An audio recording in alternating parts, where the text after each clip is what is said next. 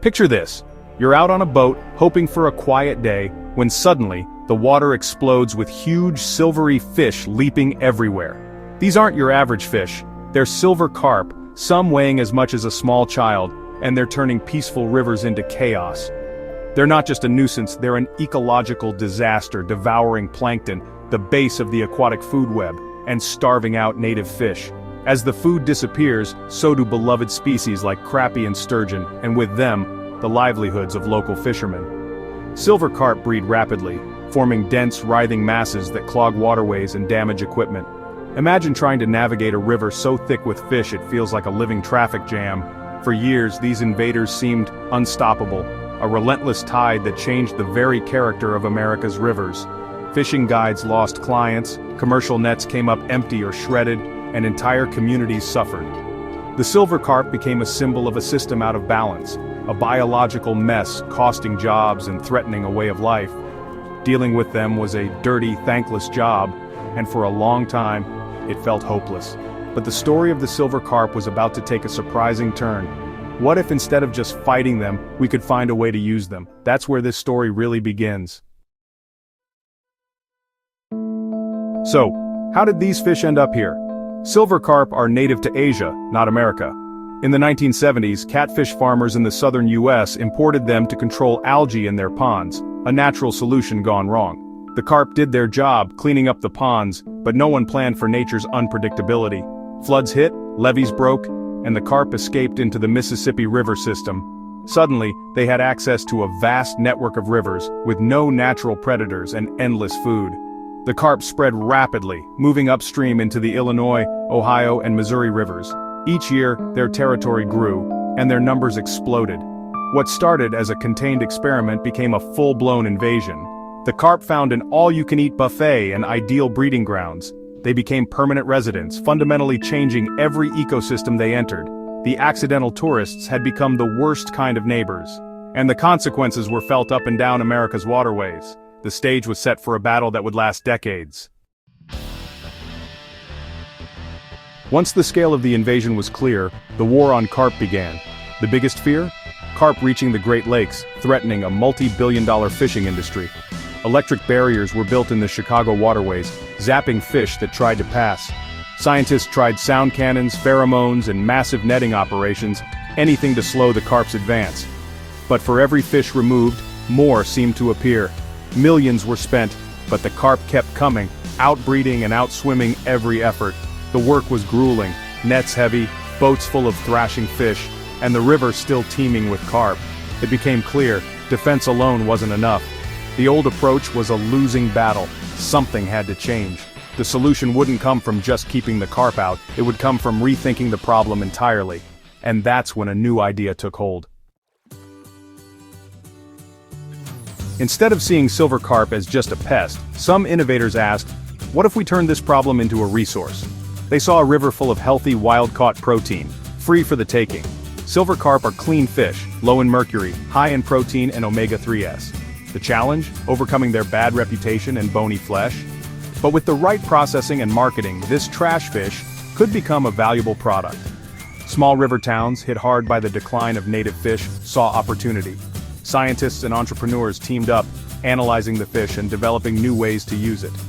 The narrative shifted from despair to possibility. The question was no longer how to get rid of carp, but how to make them work for us. The war on carp had a new front, the marketplace, and it was about to change everything. With a new mindset, an industry began to form, one that could turn carp into something people wanted to eat. The main challenge: silver carp are full of tiny bones, making filleting tricky. The solution? New processing machines that mince the meat and remove the bones, creating a clean, versatile product. Rebranded as silverfin or copy, the fish became the base for burgers, tacos, and more. The flavor is mild and clean, not muddy as many feared. Processors got creative, making value-added products and using every part of the fish. Leftovers became pet food and organic fertilizer, making the operation sustainable and profitable. Marketing focused on the positives: wild-caught, healthy, and good for the river. Chefs developed gourmet recipes, changing public perception one bite at a time. It was a slow process, but the industry grew. The flying menace was becoming a responsible dinner choice. and the river towns had a new reason to hope. To supply the new industry, a new kind of fisherman emerged, one specializing in silver carp. Traditional fishing methods didn't work. Carp don't bite hooks or lures. Instead, fishermen used herding boats to create noise to spook the carp, driving them into massive nets. It's hard, physical work, nets heavy, decks slick, and fish flying everywhere. But it's a good living, and every boatload of carp removed helps restore the river.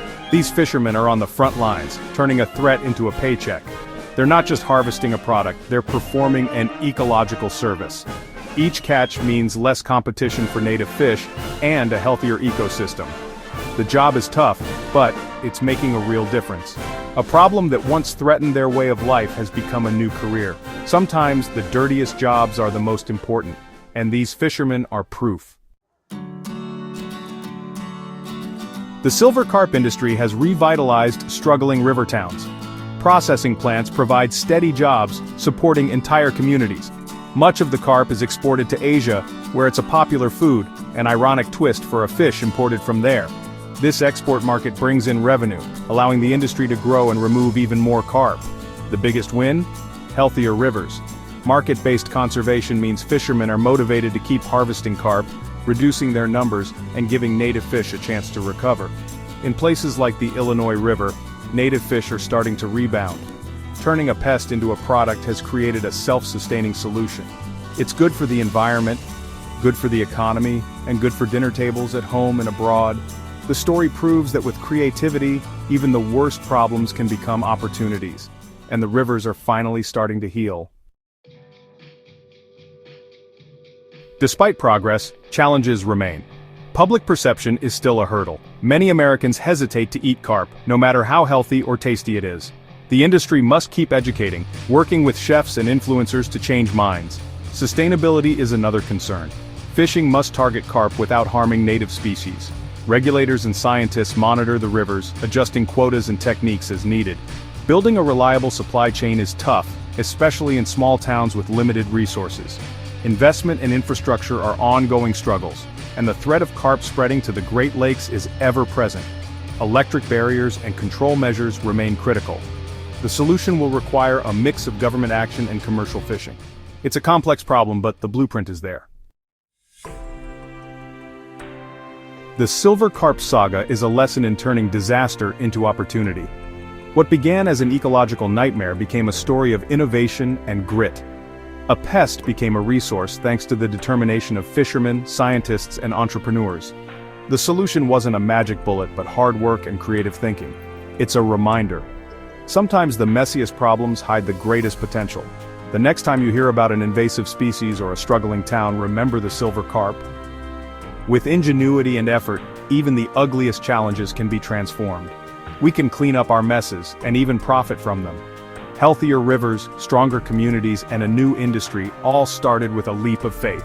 Sometimes the best solutions are hiding in plain sight. Even if they look like a big, ugly fish, that's the real silver lining.